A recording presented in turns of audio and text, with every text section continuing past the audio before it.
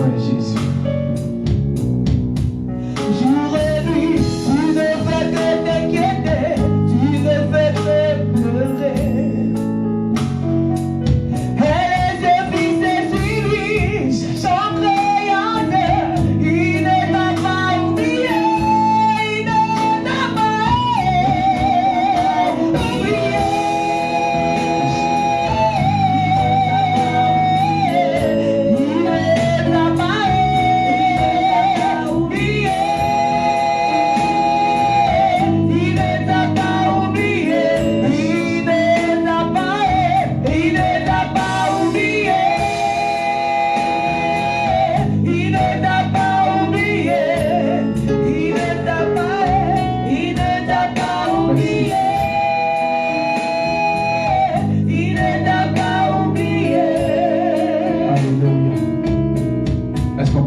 Jésus de Nazareth. Je dis, est-ce que tu peux acclamer Jésus de Nazareth? Regarde, à ce soir, est-ce que tu peux acclamer Jésus de Nazareth? Je dis, acclamer Jésus, les personnes sont angoissées. Jésus va adorer le combat, des roues étaient prépondantes, des cris de joie, il va adorer le mali, des roues encore, les maisons étaient enflammées de joie. Mais ce matin, on lui acclame celui qui donne la victoire. Ce matin, on lui acclame celui qui donne la vie. Francis, afin de faire un match. Alléluia. Il y a des gens qui ont quitté la maison pour lui la foule. Ils ont acclamé et poussé les cris de joie, dépassant les voisins. Il y a des gens qui ont sauté sur les personnes qui ne connaissaient pas à cause de la joie. Mais ce matin, il a acclamé quelqu'un qui doit la faire. Francis, et tu me regardes.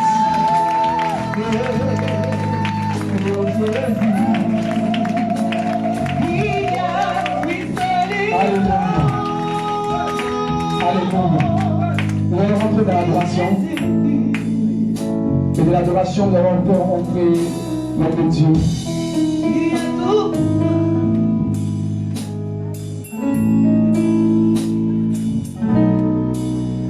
Tu vas te disposer de rentrer dans l'adoration.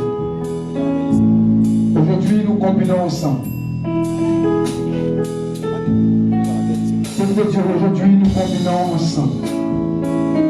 Nous sommes une équipe et nous formerons une équipe aujourd'hui. Dans notre esprit, nous voulons continuer avec vous ce matin.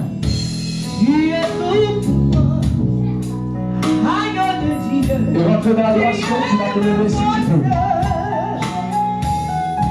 Tu es tout pour moi, mon créateur. Si tu peux te lever, tu vas adorer Jésus. Merci. Tu es tout pour moi, agneau de Dieu. Tu es ma force.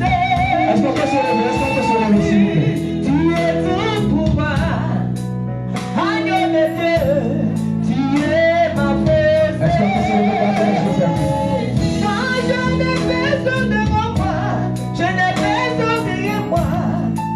Tu es là. Moi, je n'ai personne devant moi, je n'ai personne derrière moi. Tu es tout pour moi. Tu es tout pour moi. Agneau de Dieu, tu es ma force. Faites lever les enfants. Faites lever les enfants. Agneau de Dieu, tu es ma force. Moi, je n'ai personne devant moi, je n'ai personne derrière moi. Tu es tout pour moi.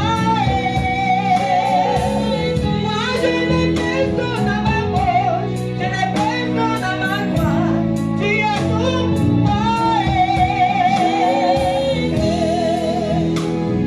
Merci.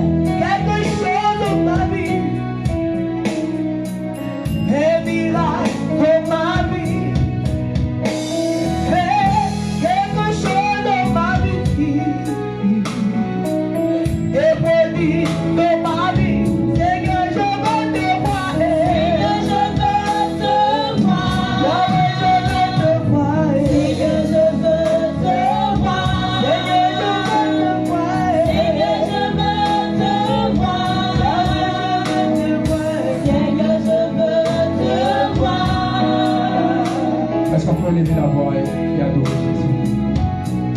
Est-ce que je peux porter les prières vers Dieu ce matin? Et je vais entendre les personnes prier. Je vais entendre les personnes encore élever la voix. Il nous reste seulement 1 minute pour introduire l'orateur. Je vais t'entendre prier en 1 minute seulement. En 1 minute seulement. En 1 minute seulement, bien aimé. Regarde pas ton voisin. Ne regarde pas près de toi. Pour lui que je ne sais pas prier. Élève la voix, élève la voix, élève la voix, élève la voix. Il nous reste quelques secondes encore, bien aimé. Montez, montez, montez. Montez, montez, montez encore. Montez encore, montez, montez. Il nous reste encore quelques secondes. Il nous reste 20 secondes. Prie encore, prie encore. En 20 secondes, bien aimé, tes mots sont présents. En 20 secondes encore, tu veux qualifier Dieu. En 20 secondes, bien aimé, tu veux qualifier ce Dieu.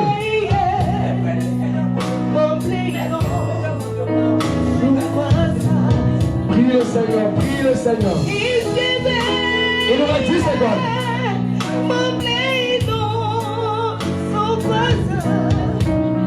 Il nous reste 5 secondes.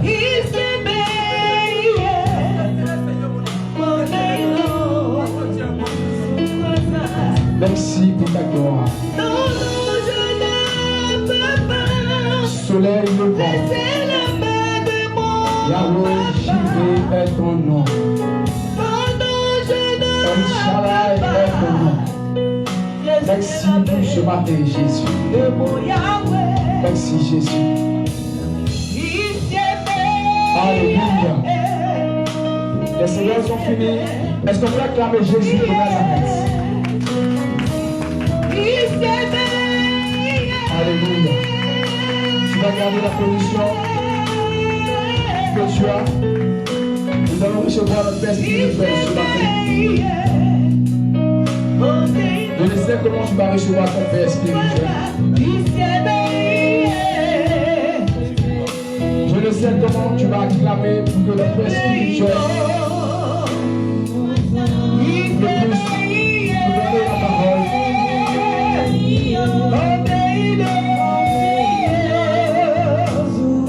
Alléluia.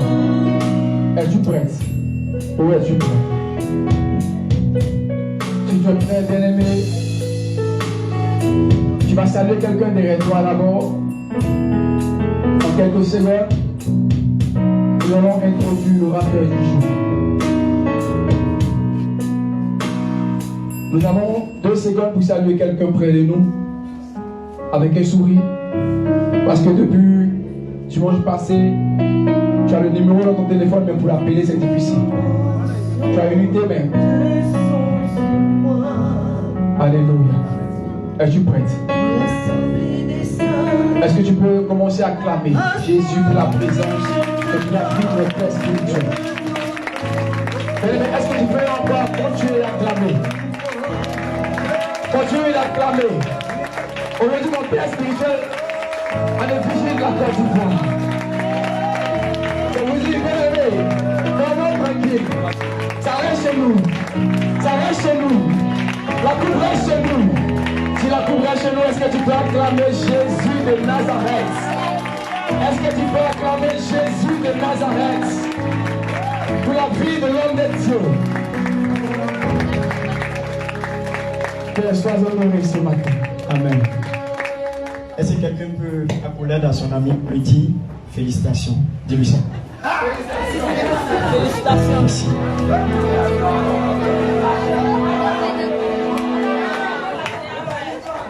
Alléluia. Que le Seigneur soit béni. Alléluia. Alléluia. Je veux bénir le Seigneur ce matin. Amen. Amen. Alléluia. Que Dieu soit béni. Le message que je dois prêcher ce matin là, il est très invocateur. Prête ton attention Parce que je sais que ce message, Dieu m'a demandé de prêcher parce que c'est un message de l'avenir. Prête bien ton attention par ce message. Parce que le Seigneur m'a tellement donné des instructions sur le message. Il faut prêter ton attention. Parce que si tu veux réussir et tu vas aller loin avec le Seigneur, dans cette année 2024, c'est ce genre de message que tu dois écouter. Amen. Amen. Amen. Donc, prépare-toi calmement. Amen. Voilà. Je n'avais pas prévu m'habiller comme ça, mais le Seigneur m'a dit, habille-toi comme ça. C'est lui qui m'a dit m'habiller comme ça. Je ne fais pas les choses comme ça. Non, je ne fais pas comme ça. Ma femme m'était étonnée. Elle n'était pas au courant, rien. Elle me voit, je vois. Elle dit, aïe. Je dis, c'est comme ça. Le Seigneur m'a dit de m'habiller comme ça parce qu'il y a quelque chose qui va se passer dans notre nation. Amen. Alléluia. Amen. Alléluia. Amen. Alléluia. Amen. Donc, est-ce que on peut chanter ce chant-là pour restaurer le peuple de Dieu? Il y a un chant que je veux chanter d'abord avant que je ne puisse rentrer dans mon message. Parce que le message il est vraiment très lourd. Ça va aider les gens. Cette vie que Dieu donne, personne ne peut t'enlever.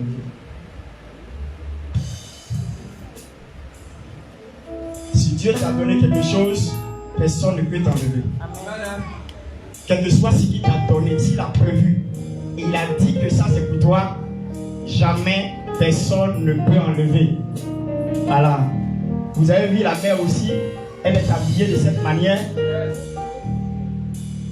C'est pas une coïncidence, c'est Dieu. Amen. Voilà, c'est Dieu. Oh. Suivez-moi. Hein. Suivez-moi. C'est ma manière de chanter. Que Dieu me donne, personne ne peut me l'enlever. Satan ne peut me l'arracher, à condition de vivre sa parole. Cette vie que Dieu me donne, personne ne peut me l'enlever. Satan ne peut me l'arracher, à condition de vivre sa parole.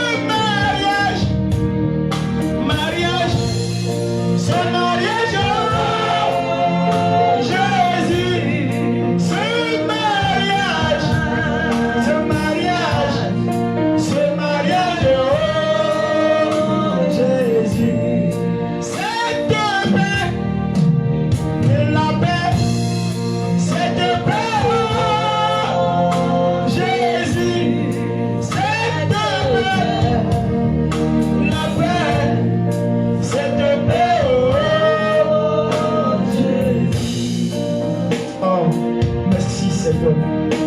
Tu nous donnes quelque chose, personne ne peut nous arracher, personne ne peut nous reprendre. À une seule condition, si nous marchons selon ta parole et nous vivons selon ta parole, jamais Satan ne réussira pas que ce soit dans notre vie. C'est pour cette raison ce matin, je me suis mis à toi. Je me suis mis à toi, Adonai, le Maître suprême, celui qui est le Saint d'Israël. Je me suis mis à toi et je te soumets toutes choses.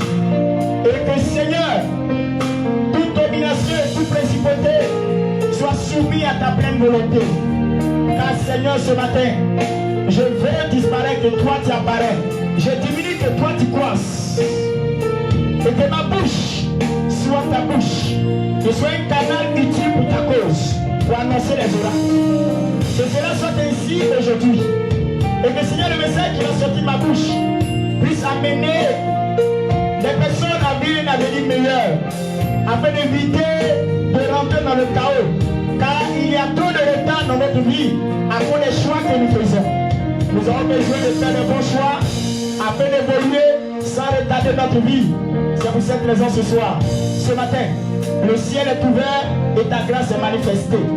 Soumets chaque cœur à ta volonté et que chaque esprit soit tenu captif à ton obéissance afin d'écouter ta parole. Et que Seigneur, une chose c'est d'écouter, une deuxième c'est de comprendre, une troisième c'est la pratiquer. Que l'auditoire entend, l'auditoire comprend et que l'auditoire pratique. Et que cela soit ainsi au nom de Jésus. Est-ce qu'ensemble à l'unisson on peut dire Amen? Est-ce qu'on peut dire Amen devant vous? Est-ce qu'on peut se tenir debout et acclamer le Seigneur très fort? Alléluia. Est-ce qu'on peut acclamer Jésus très fort? Alléluia. Que le Seigneur bénisse. Je vous salue dans le nom de Jésus. Vous pouvez vous asseoir tout doucement. Alléluia. Prêtez votre attention si tu vas avec des cahiers et bics. Notez, parce que c'est un message d'avenir. C'est un message qui va te conduire tout le temps de ta vie avant que Christ ne manifeste son avènement, avant que Jésus ne puisse t'enlever. Amen. C'est un message que tu as besoin même de prêcher à quelqu'un à côté de toi pour éviter de faire des erreurs. Vous savez, l'évolution d'une destinée est due au choix qu'on fait. L'évolution d'une destinée est due au choix qu'on fait. Dieu a tout tracé, mais si nous n'avons pas le discernement afin de marcher selon le plan de Dieu, nous pouvons éviter de rentrer dans notre destinée. Or, quand tu sors du cadre, du plan de Dieu, concernant ta destinée, tu mets ta vie en retard. Ta vie devient très en retard et tu n'arrives même pas à évoluer et même avancer. Tu vas constater que la médiocrité va commencer à prendre ta vie et tu vas te plaindre pour dire que ça c'est Satan ou bien c'est quoi que ce soit. Les amis, Jésus est mort à la croix. Il est mort à la croix du calvaire. Son sang a coulé. La Bible déclare qu'avant qu'il ne meure sur la croix, à la 9e heure, il a dit: Seigneur, Seigneur, tout est accompli. Tout est accompli. Dans le monde, tout est accompli. C'est tout qui est à l'intérieur.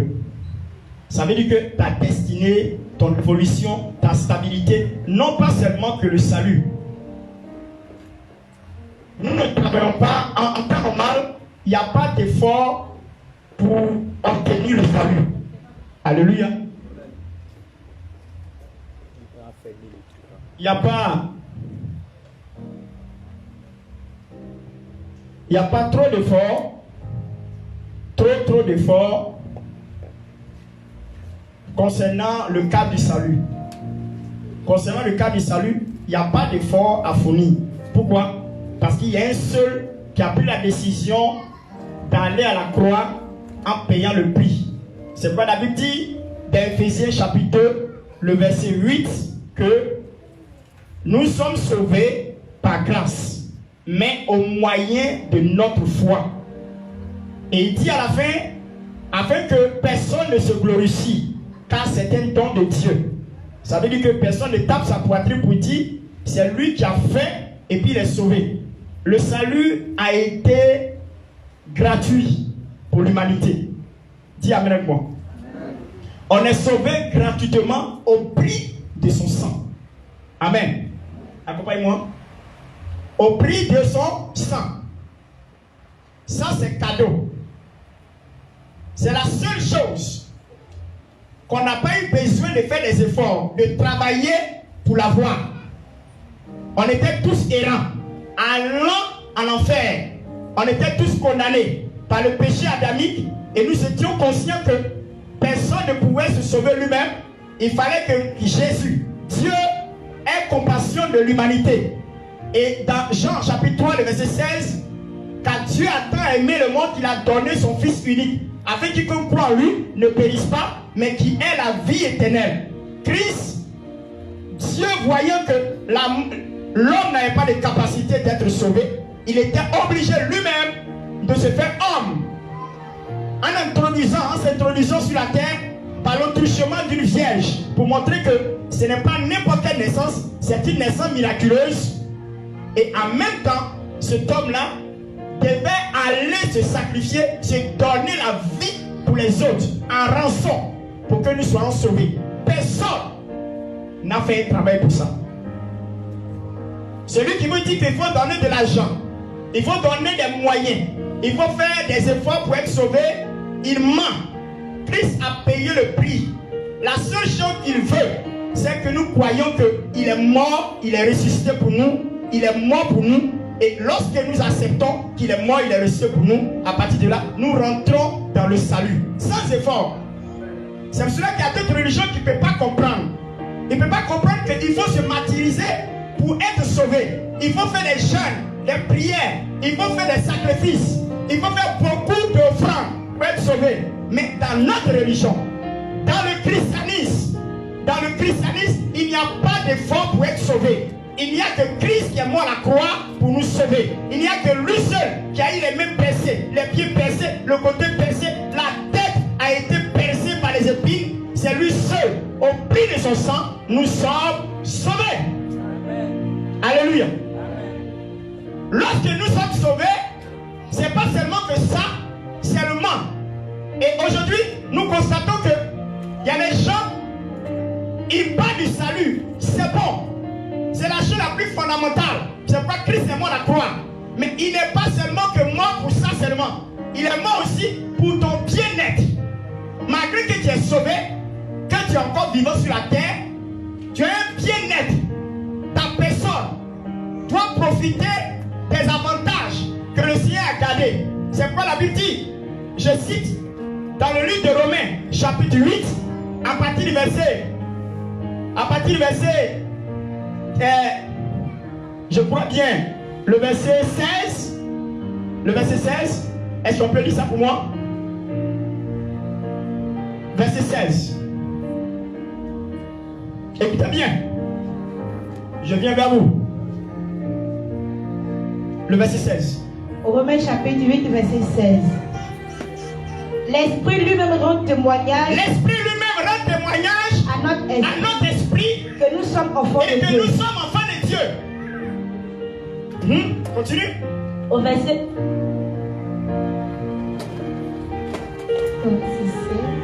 L'Esprit lui-même rend témoignage à notre esprit que nous sommes enfants de Dieu. Et si nous sommes. Nous sommes enfants. Nous sommes aussi héritiers. Nous sommes aussi héritiers. Héritiers de Dieu. Héritiers de Dieu. Et co-héritiers de Christ. Si toutefois nous souffrons avec lui, afin d'être glorifiés avec lui. Afin que nous soyons glorifiés aussi avec lui. Amen. Nous vivons les mêmes souffrances que Christ.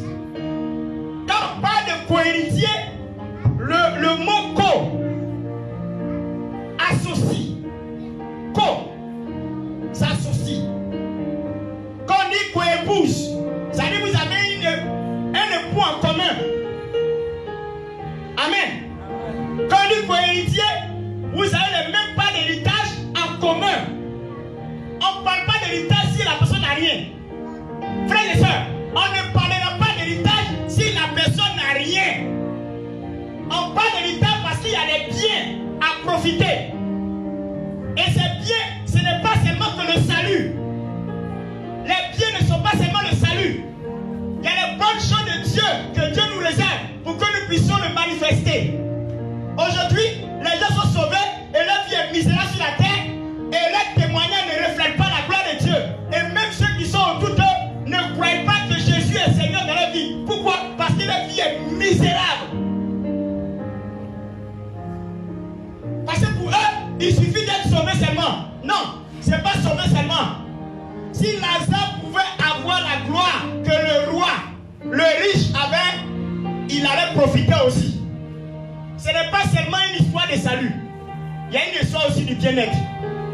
Ta vie, ton témoignage sur la terre va permettre aux gens autour de toi de savoir que ton Dieu, il est riche. Ton Dieu, il est béni. Ton Dieu, il est glorieux. Ton Dieu est magnifique. Ton Dieu est extraordinaire.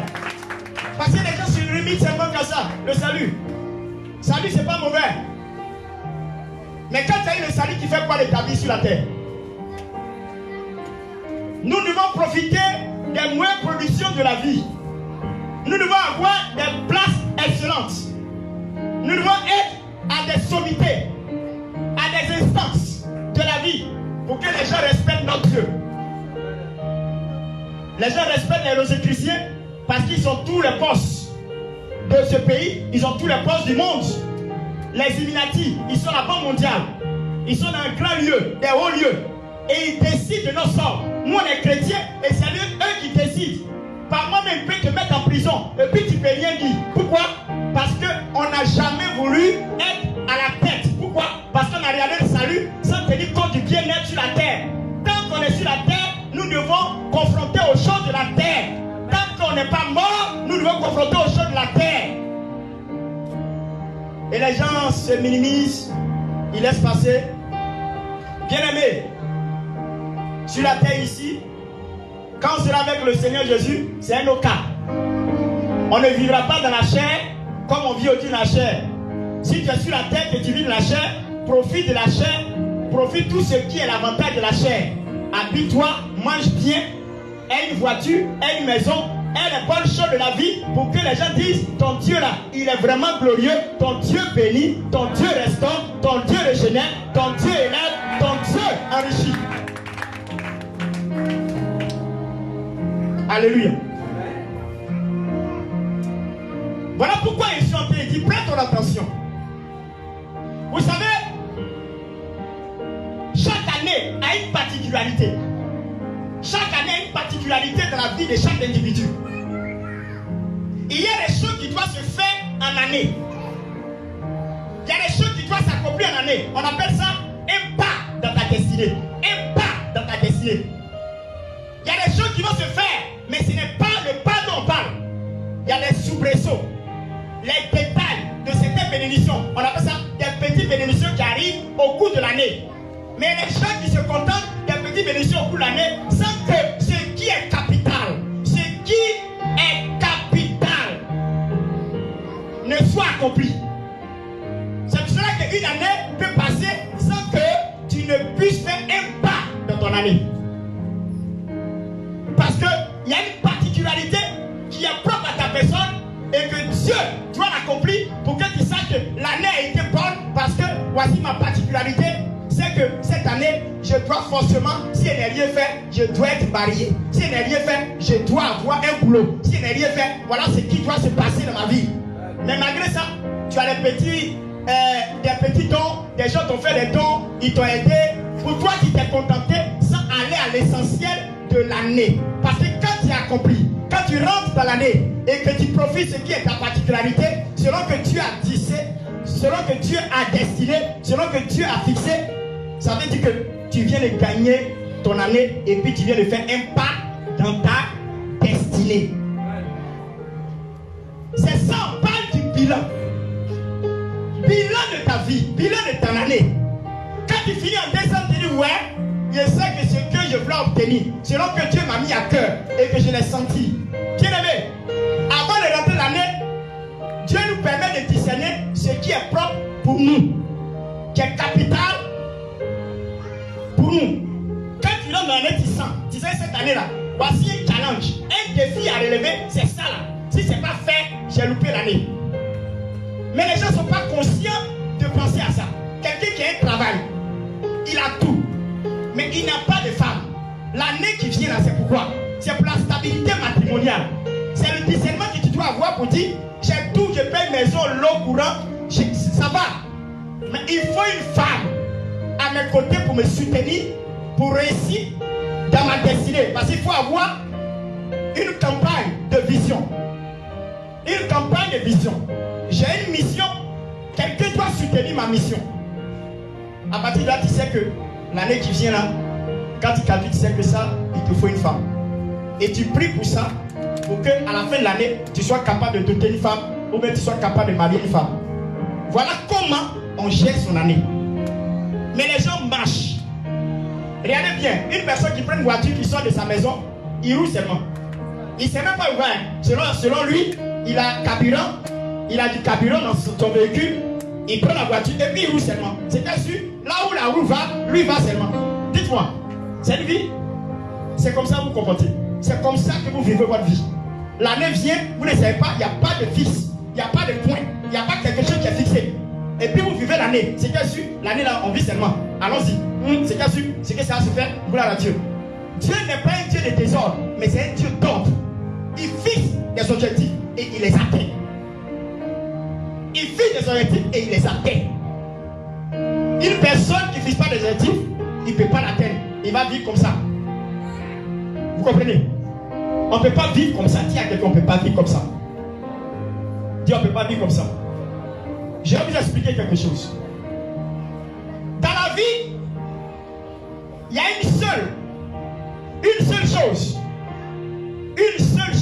unique chose, qu'on ne peut pas faire de choix. Dans la vie, il y a un seul côté de la vie qu'on ne peut pas faire de choix. On ne peut pas faire de choix. Parce que le choix nous a été imposé par Dieu. C'est Dieu qui a décidé. Et le choix dont il parle, c'est la naissance. Tu es né dans une famille. Tu as vu un père, il a grosse tête, mais c'est ton père. Tu as vu une mère, sa bouche est penchée, c'est ta mère. Malgré que tu vois que c'est bizarre, mais c'est ta mère. Tu ne peux pas changer ça. Ça t'a été imposé. Grosse tête a été imposée. On ne peut pas changer. On ne peut pas changer. Parce que ce qui est génétique ne peut être remplacé, ne peut être changé. Ce qui est génétique, ce qui vient du sang, c'est Dieu qui a imposé. Il sait pourquoi il a permis que tu aies un père qui a grosse tête. Il sait pourquoi il t'a permis d'avoir une mère qui a bouche tordue. Il sait pourquoi. Il sait. Dieu ne s'est jamais trompé et il ne se trompera jamais. Pourquoi? Parce qu'il a dit qu'il a tout fait. Il a dit que tout était bon, agréable, tout était parfait. Et il s'est reposé le 7e jour. Qui es-tu pour discuter du choix de Dieu? On ne choisit pas son oncle. On ne choisit pas sa tante. On ne choisit pas son père. On ne choisit pas sa mère. On ne choisit pas son petit frère. On ne choisit pas sa cousine. On ne choisit pas ses neveux. On ne choisit pas ses nièces. On ne choisit pas tout ce nombre de personnes. Parce que cela nous a été imposé génétiquement. C'est la seule chose. On ne choisit pas. Mais tout le reste on choisit. Tout le reste on choisit. On choisit une femme. On choisit une épouse. On choisit un époux. On choisit un travail. On choisit une amie. On choisit tout le reste. Ça veut dire que tu peux ne pas choisir comme tu peux choisir. Tu peux même te séparer comme tu veux. Mais tu ne peux jamais te séparer de ton père. Tu ne peux jamais te séparer de ta mère. Tu ne pourras jamais te séparer de ton oncle. Tu ne pourras jamais te séparer de ta tante. Tu ne pourras jamais te séparer des membres de ta famille. Pourquoi? Parce que c'est le sang. C'est le sang. Mais tu peux choisir les autres. Et la vie de l'homme est en retard parce qu'il a fait de mauvais choix. C'est les choix qu'on fait qui retardent notre vie. C'est les choix qu'on fait qui détruisent notre vie. C'est les choix qu'on fait qui boycottent notre vie. Pourquoi? Parce qu'on ne s'est pas choisi. Tu as choisi quelqu'un. Tu l'as marié. Tu ne sais même pas. 20 ans plus tard, il n'y a pas là, vous séparez, ta vie a été en retard pour 20 ans. Ta vie a été en retard pour 20 années. C'est pour cela qu'avant de choisir, il faut demander la vie de Dieu. La vie ne se fait pas par hasard. La vie se fait par discernement. Dieu nous conduit pour choisir. Il y a des gens qui ont fait des choix parce qu'ils ont eu un ami. Ils sont des amis. Il a l'argent. Et lui aussi il a l'argent. Ils vont se mettre en association pour pouvoir faire une affaire. Et ça capote. Et ça détruit votre amitié. Et tu as perdu des centaines de millions. C'est fini. C'est fini. Il y a des gens qui se contentent seulement d'une chose. Parce qu'ils ont eu un métier, ils ont postulé, ils ont vu que, quand ils ont postulé, on dit que le salaire est 700 000. 700 000 ou bien 1 million. Il est content. Parce que son profit, ça passe. Mais ce n'est pas ça qui est important. Ce n'est pas le salaire. Est-ce que Dieu te demande, ce travail que tu vas faire, beaucoup de salaire, est-ce que ça te convient? Est-ce que tu es compatible avec ça? Si tu n'es pas compatible avec ça, c'est issu d'ennui. Des gens sont retrouvés dans des boulots, dans des services, avec un gros salaire. Mais ils ont fini par faire la prison. Pourquoi? Parce qu'ils ont pensé seulement qu'au salaire, sans regarder est-ce que Dieu était dedans. Mes amis, si Dieu n'est pas dans quelque chose, elle ne te réussira pas. Si Dieu n'est pas dans quelque chose, elle ne sera pas favorable pour toi. Si Dieu n'est pas dans quelque chose, elle ne te permettra pas de réussir. Elle ne te permettra pas d'aller de l'avant dans ta destinée. C'est pour cela qu'il faut faire attention avant de décider. La vie, elle fait des choix, mais c'est le bon choix qui permet à l'homme de réussir. On a fait trop de mauvais choix. Moi-même, je vous parle, j'ai fait de mauvais choix dans ma vie. Et ça a retardé ma vie. Je ne veux pas que tu fasses la même bêtise que moi. Il y a des choses que Dieu t'a montrées, mais comme tes parents sont derrière toi, il dit forcément qu'il faut aller à l'école. Oh, Dieu t'a montré, c'est plus école. C'est ça là que tu dois faire. Mais tu as oublié de rester dans l'école. Tu sais que ça ne marche pas. Tu as tapé poteau. Tu as fait quoi? Mais tu es dedans. Tu fais comment? Tu écoutes Dieu, mais tu écoutes tes parents. La Bible déclare que mieux vaut obéir à Dieu qu'aux hommes. Parce que pour Dieu, c'est sûr. Il y a des gens qui sont partis à l'école jusqu'à un moment, ils ont abandonné, ils sont allés jouer au ballon. Aujourd'hui, ça moins pour eux. Vous voyez, il n'y a pas un joueur, actuellement où il parle, en Côte d'Ivoire, qui a plus d'argent dans l'équipe nationale qu'ici. Il a 13 milliards de francs CFA par an. 13 milliards de francs CFA par an. Qu'est-ce que c'est?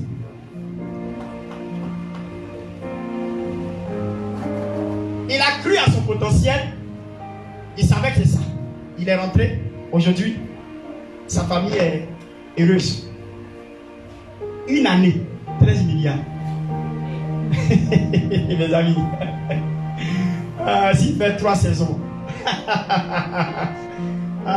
C'est le patron. Alléluia. Ne te trompe pas de choix. Ne fais pas de mauvais choix. En mariage, en travail, en amitié. Il y a des amitiés que tu dois te débarrasser. Tu dois te débarrasser parce que la personne nuit ta destinée. Il y a des amitiés que tu n'as pas besoin parce que la personne nuit ta destinée, vous n'êtes pas compatible. Il va déranger ta vie pour rien. Il ne faut pas t'amuser. Je vous dis, ce n'est pas tout le monde en train de camaraderie avec eux. Il y a des gens, il faut te séparer. C'est pourquoi Dieu n'a pas manqué de dire à Abraham, il faut laisser l'autre. Vous n'avez pas la même vision. Lui voit vertu, toi tu vois la foi. L'autre lui voit vertu. Il est Thomas, mais toi tu es l'homme de la foi. Donc quand il voit vertu, il va discuter avec toi encore. Donc il faut le laisser, il va partir. Effectivement, la vision était, l'autre voyait la vertu, il est parti dans la vertu. C'est là-bas il a perdu sa femme. Abraham a vu le désert. Il vit par la foi. Et qui parle de la foi, parle de la conduite de l'esprit. Quand tu vis par la foi, ça veut dire que tu dis à Dieu, pousse-moi. Moi, il ne sait pas où partir, mais il faut me pousser. C'est ça qu'on appelle la foi. Mais il y a des gens qui se poussent eux-mêmes. Parce qu'ils voient par les yeux. Quand ils voient bon salaire, ils disent, oh, ça c'est le travail qu'il me faut. Dieu t'a dit. Dieu t'a-t-il dit? Tu vois la vertu. Peut-être c'est dans le désert que Dieu veut que tu rentres. Pour que demain, là, tu sois waouh. On ne sait pas. mais demande la vie de Dieu. Alléluia. Alléluia. Quand le Seigneur a commencé à me parler, il dit, Seigneur, si tu m'avais donné ce message plus tôt, j'allais éviter beaucoup d'erreurs. Parce que ma vie a été en retard. Moi, je suis venu à Abidjan ici, au matin, le Seigneur peut-être me permet de méditer. Je me suis rendu compte que je suis venu à Abidjan ici, il y avait 21 ans. Il y avait 21 ans que je suis venu à Abidjan, en 2003. Waouh! Waouh! Et mais aujourd'hui, jusqu'à aujourd'hui, combien d'années j'ai passé? C'est trop. Je ne dois pas être à ce stade parce que ma vie a été en retard par des choses que moi-même je n'ai pas fait attention. Quand tu fais des bons choix, tu avances. Ta vie va vite, ça évolue vite. Mais quand tu fais des mauvais choix, ta vie est stationnée. Je vous donne un exemple. Une personne que Dieu a choisie et qu'il a prévu que c'est dans 25e année, la personne va se marier, avoir un époux, des enfants et puis évoluer. Et puis elle s'arrange pour avoir un enfant à 18 ans. Je ne sais pas comment ça va fonctionner. Parce que si quelqu'un tient la main d'un enfant et puis quelqu'un qui ne tient pas la main d'un enfant, il ne sait pas qui va aller plus que son ami. Je vous demande, qui va aller plus que son ami? Tu es en train de donner à tété. Il y a des choses que tu ne peux pas faire parce que tété est là. Bébé est là, il tête. Il y a l'argent que tu vas recevoir, il y a la part de bébé là-dedans. Or, c'est prévu que tu ne dois pas avoir enfant. Mais comme Dieu, il a amour, l'enfant est innocent, il insère dans ta destinée et puis continue à toi. Mais avec combien de vitesse? L'enfant va te retarder jusqu'à qu'il grandisse. Jusqu'il arrive à la maturité. Tout ça va tourner autour de l'enfant. Ça va retarder ta vie. Ça va déranger ta vie. Parce que ce n'est pas prévu qu'un enfant devait rentrer dans ta destinée à cette époque. Mais tu as permis que ça arrive. Dieu aussi a oublié de réinsérer. Il insère l'enfant et puis continue à toi. Mais ça va lentement. Lentement. Pas à la vitesse qu'il voulait. Voilà. En fait, comment? Il y a un temps pour faire enfant, c'est ce que la Bible a dit. C'est pas ça. Chaque jour à son temps. Ça veut dire Dieu sait à quel moment tu dois faire enfant. Et quand il le fait, il te donne l'examen, savoir que c'est le moment. Et quand c'est le moment, toi-même tu sais que tu es dans les conditions. Il y a des gens qui ont fait un enfant par accident. Ils n'ont pas voulu, mais c'est sorti. Parce que les conditions dans lesquelles ils ont élevé l'enfant, ça a été catastrophique. Parce que dans leur esprit, ils ont vu leurs parents, il a vu ses parents vivre. Il a vécu avec ses parents. Il voit comment ça a été difficile d'élever un enfant dans les conditions où on n'est pas prêt. Elle aussi, elle est venue rentrer dedans. Elle va vivre une expérience. Aussi, sans être prête. C'est tes parents qui vont t'occuper de l'enfant. Par exemple, tu n'es pas prêt, tu n'as pas de travail. Tu es en famille. Regardez un peu comment ça fait des retards. Il n'y a pas seulement pour s'occuper de l'enfant. Tu as eu travail, tu ne peux pas aller travailler. Parce que l'enfant est là, il y a des charges. On fait comment? Les mauvais choix ont retardé nos vies. Quel choix tu as fait?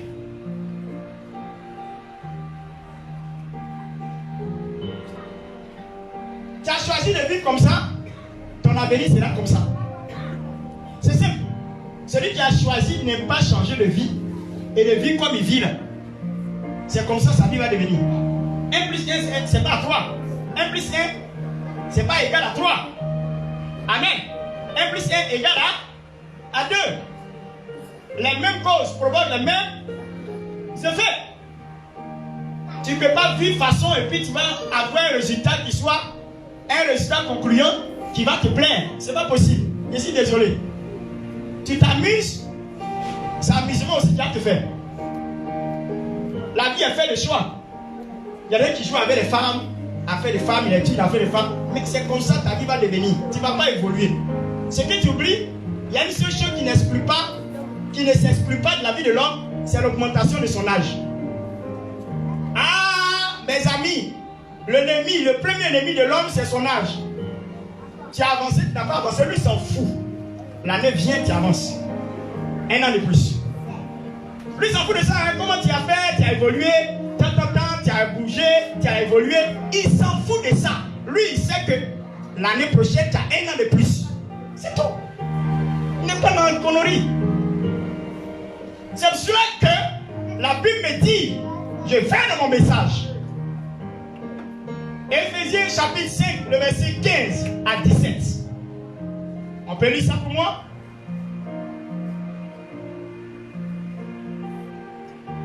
Éphésiens chapitre 5, verset 15 à 17. Voilà pourquoi Dieu va nous donner un conseil pour éviter. Parce que quand je suis en train de parler, on se met en question pour savoir qu'on a gaspillé le temps. On a perdu du temps. Le diable nous a volé du temps parce qu'on a fait de mauvais choix et notre vie a été stationnée et nous ne sommes pas dans le temps. Nous avons été abusés. Il y a eu un abus de notre vie et nous n'avons pas profité de notre temps.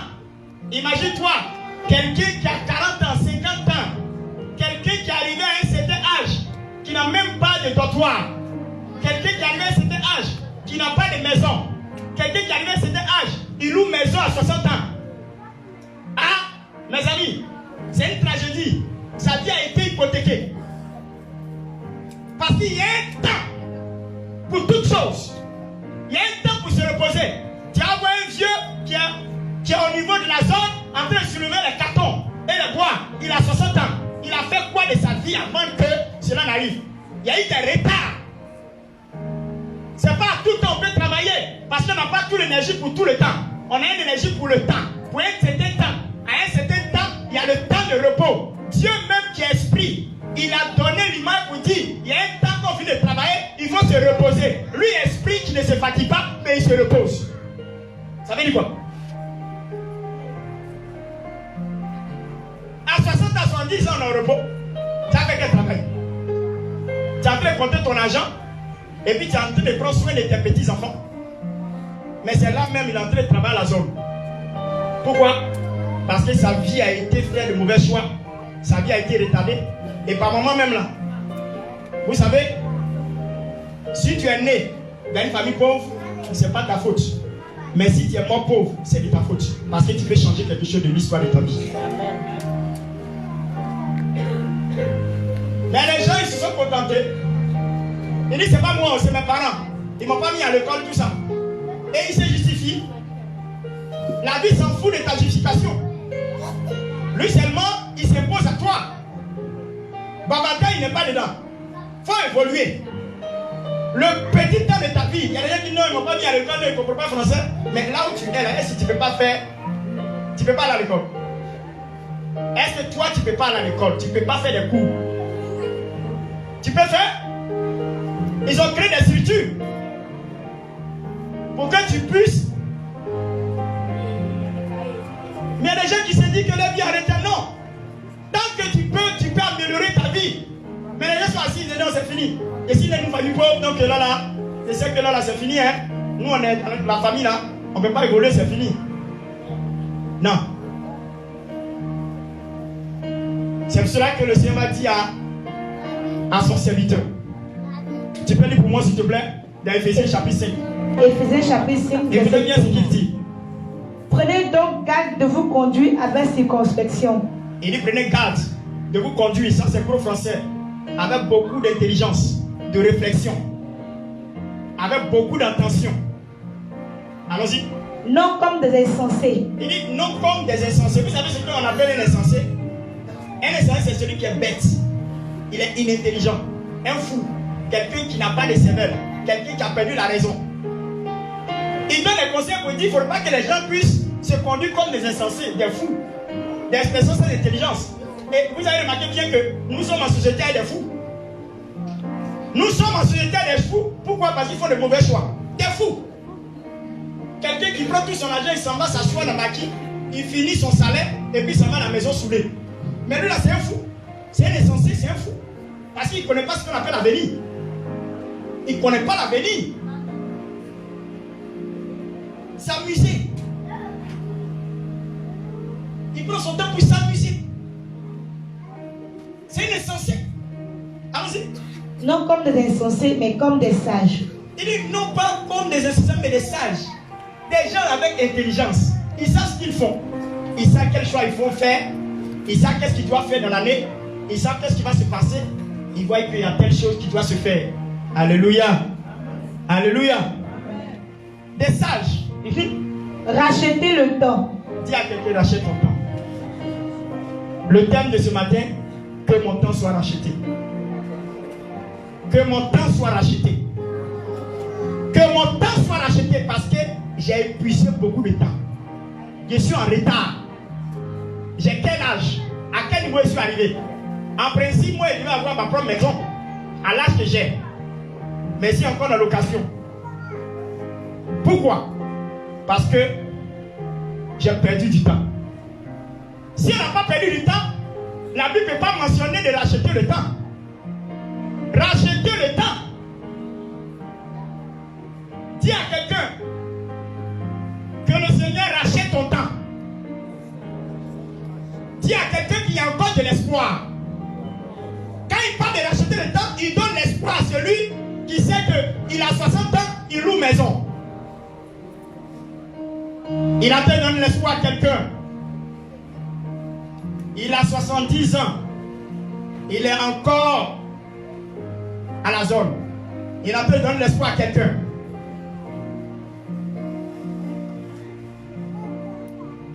Qui a 50 ans. Il n'est pas encore marié. Il a peut-être donné l'espoir à quelqu'un. Parce que le temps peut se racheter. Dis à quelqu'un, le temps peut se racheter. Comment on va racheter le temps? C'est la question. Je vais vous donner. On va résoudre la problématique. Alléluia. Est-ce que le message vous fait du bien? Est-ce que le message vous fait du bien? Je vais ouvrir l'esprit des gens.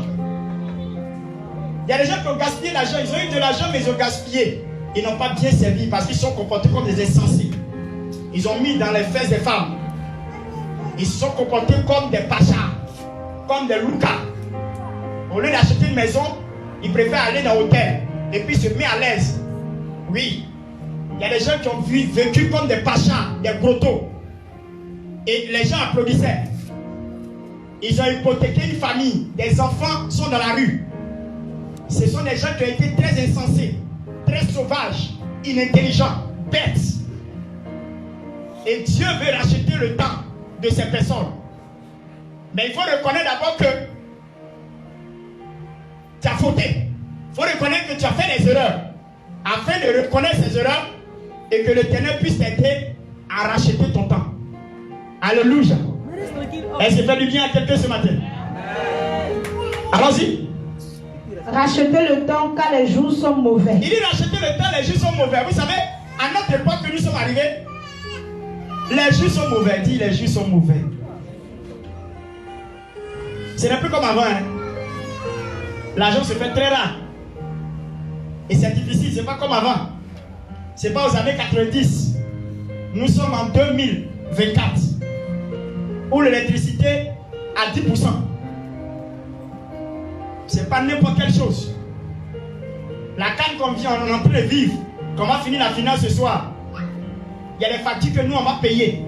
L'eau, on va payer. L'électricité, on va payer. Les stades, on va payer. On a pris au moins 1000 milliards pour faire la canne.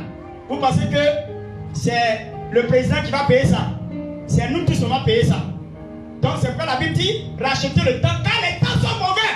C'est mauvais parce qu'il y a 10% sur l'électricité. C'est mauvais parce que on doit payer crédit de la canne. Si tu n'es pas intelligent, que tu prends ton argent seulement pour acheter chaussures, pour acheter habits, pour acheter montre, pour acheter n'importe quoi, demain tu vas boire de l'eau. Parce que les gens ne sont pas intelligents. Ils ne sont pas intelligents. Tout ça, il nous fait savoir que les temps sont mauvais. Il dit de racheter. Racheter, c'est quoi? Savoir faire de bons choix. Savoir discerner avant de poser des actions. Savoir réfléchir. Il va donner la solution. Allons-y. Au verset 17, c'est pourquoi ne soyez pas comme des inconsidérés. Ne soyez pas comme des inconsidérés. Des inconsidérés. Quand quelqu'un se comporte comme un insensé, on ne le considère pas. Quelqu'un qui envoie jusqu'à sa fermeture éclair n'est pas fermée. Et puis se promène, papa des gens. Tu serais inconsidéré. Il est un gars comme ça. Lui aussi, il dit qu'il est sur la terre, il est en train de vivre.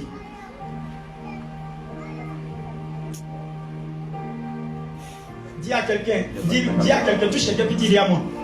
Dis à quelqu'un, dis-lui à moi. Touche quelqu'un et puis dis, il faut me regarder. Dis, le choix que tu feras déterminera ta destinée. Le choix que tu feras déterminera ta destinée. C'est quel choix toi tu as fait? Ne soyez pas considérés, allons-y. Mais comprenez quelle est la volonté de quoi? Quelle est la volonté du Seigneur? Quelle de quoi? La volonté du Seigneur. Il dit quoi? Il faut reprendre la partie là, il ne comprend pas. Mais comprenez quoi? Comprenez quoi? Quelle est la volonté du Seigneur? Quelle est la volonté du Seigneur? Qu'est-ce que Dieu veut? Comprenez. Qu'est-ce que Dieu veut dans ça? Qu'est-ce que Dieu veut par rapport à ça? Tant que Dieu n'a pas donné sa pensée, tu ne fais pas. Comprenez quelle est la volonté de Dieu. Alléluia. Alléluia. Est-ce qu'on peut acclamer le Seigneur? Comprenez quelle est la volonté de Dieu. Et c'est dans ça là je vais vous amener quelque part. Comprenez quelle est la volonté de Dieu. Qu'est-ce que Dieu veut de ça? Le monsieur que tu es en train de regarder là. Qu'est-ce que Dieu veut de ça? Est-ce que c'est lui, ton homme? Qu'est-ce que Dieu dit par rapport à lui? Tous les atouts qui sont sur lui, ça te plaît. La taille, tout. Même le métier propre. Mais qu'est-ce que Dieu pense de ça? C'est que toi tu vois là, est-ce que Dieu pense même chose comme toi? C'est ça. Quelle est la volonté de Dieu? Comprenez quelle est la volonté de Dieu? Dis à quelqu'un, comprends quelle est la volonté de Dieu pour le choix que tu fais. Voilà. Mais tant qu'on ne peut pas là, quelqu'un a eu son argent, il veut commencer son entreprise. Il ne demande pas la vie de Dieu, l'argent que j'ai là. C'est dans quel domaine tu veux que j'investisse? Et c'est comment tu veux. Il n'a pas de réponse. Il a l'argent. Il s'en fait. Après, il y a crédit qui reste sur lui. Il est obligé de payer crédit jusqu'à même. Il n'arrive pas même. On l'envoie au commissariat. Parce que tu as pris crédit pour faire. Tu vas rembourser. Oh, c'est gâté. Tu fais comment? Prison. Prison. Pour le choix que tu as fait, prison. C'est pas tout ce que tu as comme argent qui peut faire tout ce que tu veux faire. Il y a une orientation où Dieu te permet d'investir. Il y a des enfants qui sont venus me voir. Je leur ai donné un conseil. Mais déjà, oh non, c'est bon. Il y a vu quelque part, c'est bon, ça marchait. C'est bon. Poteau. Ça marchait pour l'autre. Vous avez même empreinte. Vous avez même destiné. Vous avez même grâce. Si ça marchait pour lui là, comme pour toi, ça a marché. C'est pas pareil. Poteau. Gros poteau. Poteau. Vous connaissez bon poteau? Vous connaissez gros poteau? Poteau, ça tape transversal et puis ça s'en va derrière le stade. Et puis un enfant prend, il s'en va à la maison avec un ballon. C'est ça l'appelle vrai poteau. Quelle est la volonté de Dieu? Comprenez quelle est la volonté de Dieu sur le sujet. Tant que Dieu ne parle pas, tu es assis avec ta chaise. Tu ne bouges même pas. Mais c'est dans 10 ans. C'est dans 10 ans. Si tu as parlé, tu exécutes. Pourquoi? Parce que si tu as fait 10 ans pour attendre, ce qui va te donner, ça n'est pas conteneur. C'est pas il dit qu'il peut racheter le temps. Si tu attends, si tu as perdu 10 ans à l'attente, dans la prière, il rachète les 10 ans. À une seule année, il te permet de profiter des 10 années. À une seule année. Parce qu'il rachète le temps. Amen. Alléluia. Amen. Allons-y dans Romains chapitre 12, verset 2. Voilà la réponse. La réponse. La réponse. Il dit, comprenez quelle est la volonté de Dieu. Lui n'a pas terminé. Mais Ephésiens chapitre 12, verset 2 va terminer. Romains chapitre 12, le verset 2. Romains chapitre 12, verset 2.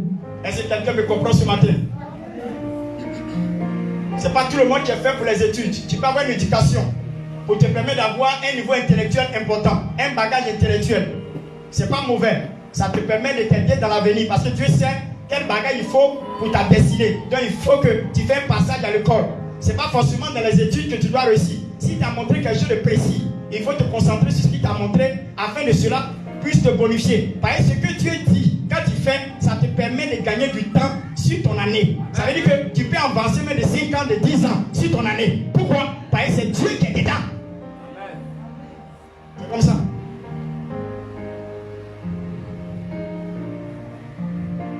Matin, là, j'étais en train de réfléchir. Attends, moi je suis venu à Abidjan. J'étais jeune. C'est aujourd'hui, je me suis rendu compte et dit, attends, quand je suis venu à Abidjan là, j'étais jeune comme ça. Tu sais, il pouvait jouer au ballon encore. Aïe, il pouvait jouer au football encore. Aïe, j'étais encore frais, il y avait encore ça. Mais il m'a dit, va à Abidjan. Pour mon service, je vais te bénir. C'est tout ce que Dieu m'a dit. Il m'a dit, quitte Boaké, viens à Abidjan. C'est Abidjan. Tu viens pour que je puisse te bénir. C'est tout ce qu'il m'a dit. Voici cette parole. Ça dit sur la terre ici à Abidjan. Tant que je ne suis pas béni, c'est que Dieu a menti. Et effectivement, Dieu m'a tout donné à Abidjan. Tout. Abidjan m'a béni. Ou bien? Il y a Zuzi Wawa qui vient. Mais pour l'instant, il m'a béni. Voilà. J'ai obéi sans regarder. J'ai obéi sans regarder. Quand il m'a dit, j'ai obéi. Tous mes autres parents sont partis ils sont partis au village. Mes parents sont partis au village. Moi, je ne connais pas Abidjan. J'ai pris Boaké là. En même temps, mon grand frère au corridor de Jesco. En principe, il va descendre au corridor de Jesco, c'est simple. Mais de Paris, je suis parti aux 220 logements. C'est là-bas il est parti me chercher. Je ne connais pas Abidjan. Il a fait comment? Il n'y a pas contact pour appeler mon grand frère pour lui dire c'est où ça. Alléluia. Ah, petit Kaou, Abidjan. Mon monsieur. C'est pas qu'Abidjan, c'est le corridor là. Alléluia. Mais le Seigneur m'a dit, il va me bénir à Abidjan. Je suis venu. Il m'a tout donné, il m'a donné une église, il m'a donné des frères et sœurs. Il m'a donné une femme, une charmante épouse. Moi, il m'a dit quoi? Dieu m'a béni. Le diable. Dieu m'a béni. Tu connais ma vie. Abidjan m'a béni. Au moins, il peut faire petit yaya. Mais j'ai perdu du temps. Moi, c'est où j'ai perdu mon temps. À ce niveau-là, je suis dans une grande église où j'ai bâti. J'ai trop retardé. J'ai mis trop d'amusement dans mon affaire de Dieu. Mais j'étais encore jeune. La vingtaine. Je partais partout prier pour les gens. À la présidence. À la présidence, je priais pour les gens. Je m'en vais voir des hommes de Dieu. Aujourd'hui, ils sont devenus des bishops. Or, en ce temps, très jeune, c'est moi qui priais pour eux. Tout ça. Il y a beaucoup de choses que Dieu a fait. J'étais très jeune. Mais avec une onction extraordinaire. Très jeune. Tout Jesco connaît. C'est pas on dit. Jesco a compris beaucoup de choses. Mais dans l'euphorie de la jeunesse, je ne savais pas canaliser les choses. Et j'ai vécu comme ça. Comme ça. En plein de donner une maison, il a refusé. Il y a beaucoup de choses que il ne s'est pas fait de choix parce qu'il était trop jeune. Je me contentais du peu. Un homme de Dieu m'a pris dans son église pour qu'il travaille avec lui.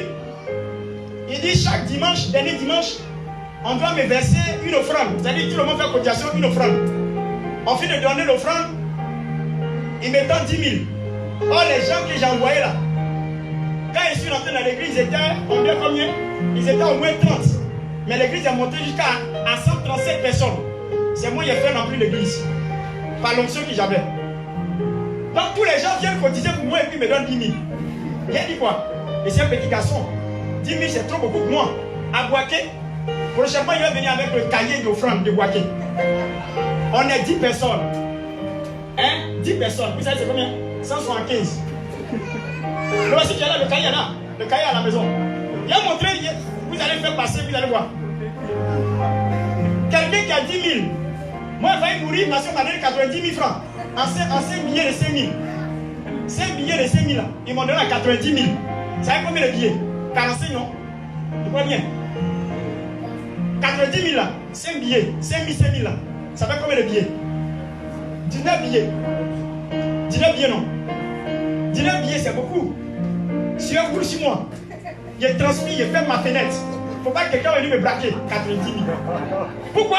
Parce que je n'ai pas connu ça. Mes amis, je n'ai pas connu ça. Le monsieur qui m'a donné, j'ai prié pour lui, il m'a donné. On causait, il dit non, il est parti prendre l'enveloppe kaki. Et puis il m'a donné. Quand il est soulevé, il a dit, c'est beaucoup d'argent. Hein? Mais je traîne devant lui, c'est pas que je prends des gens encore pour. Peut-être c'est pour prier dessus pour le redonner. Oh, c'est pour moi un don. Moi, c'est pas. Ouais, il n'a jamais vu ça. Mes amis. Mes amis. Donc je suis là, je traîne. Il va qu'il dit rien. Il a commencé à marcher.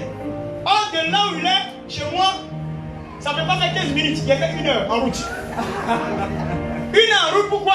Bah, il faudrait qu'il fasse du chemin pour ne pas dire qu'il a volé mon argent. On dit l'homme de Dieu, il faut donner mon argent. Il marche comme ça.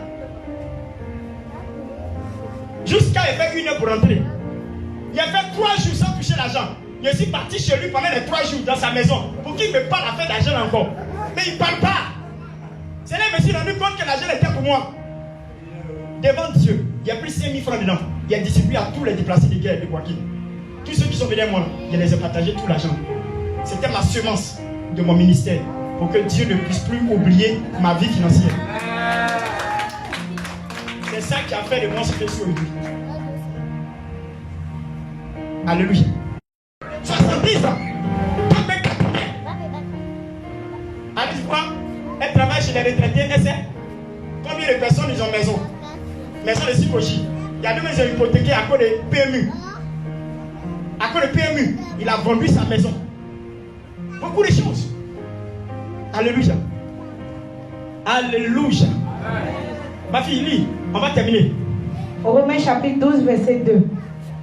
Ne vous conformez pas au siècle présent, mais soyez transformés par le renouvellement de l'intelligence, afin que vous discerniez quelle est la volonté de Dieu, ce qui est bon, agréable et parfait.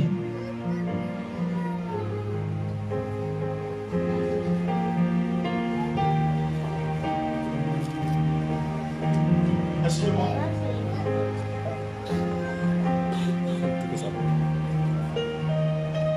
C'est bon?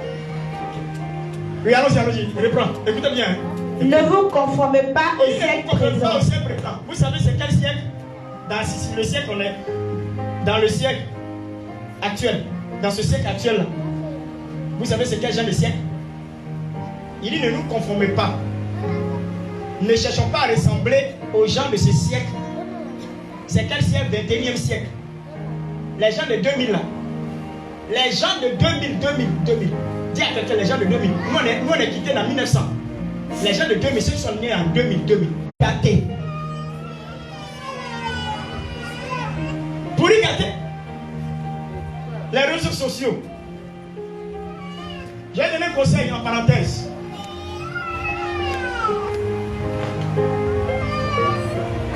On aime notre pays. Nous aimons notre pays. Et nous sommes en finale d'une CAN. Ne mélange pas l'euphorie. L'euphorie, fais attention, les émotions. Contrôle-toi parce qu'à côté de toi, il y a quelqu'un qui a besoin de savoir que Jésus est Seigneur. C'est pas parce que tu es en joie que tu oublies que après la CAN, Jésus est Seigneur. Après la CAN, Jésus est Seigneur. Après la CAN, Jésus est Seigneur. Il y a des gens qui oublient ça. Pour eux, ils sont dans la fête. Ils vont oublier que après la fête, le voisin, c'est-à-dire le propriétaire, va demander le loyer. Parce que quand tu ne vas pas reçu ça, ta joie que tu as manifestée là, tu as donné l'argent de loyer. Évitons l'euphorie. Les émotions débordées tuent. Ça tue. Mon fils Oku est en train de parler. Moïse. Koumassi.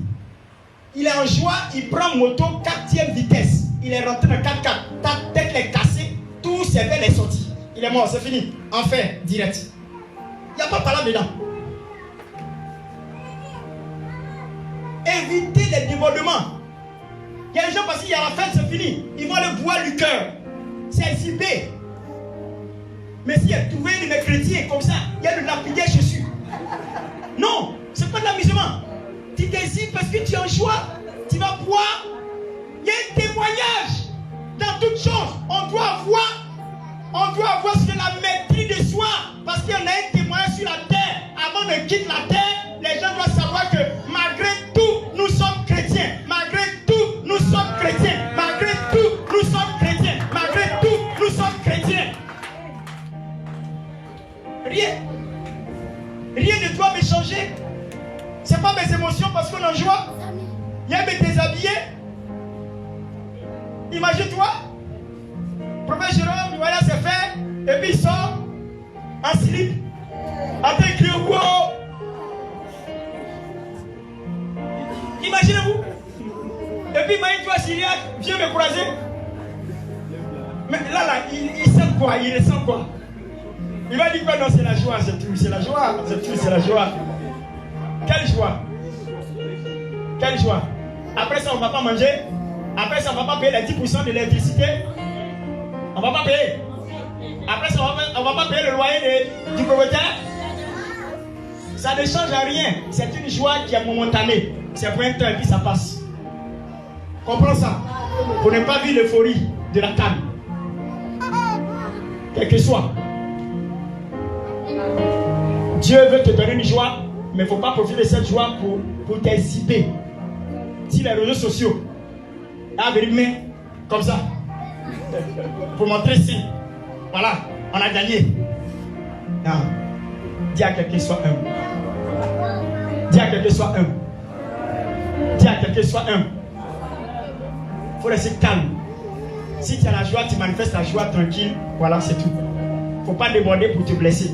Il y a des gens qui ont cassé le bras. Ils ont cassé le pied. Ça va souder. Calme va souder. Faites attention. C'est une parenthèse. Faites attention.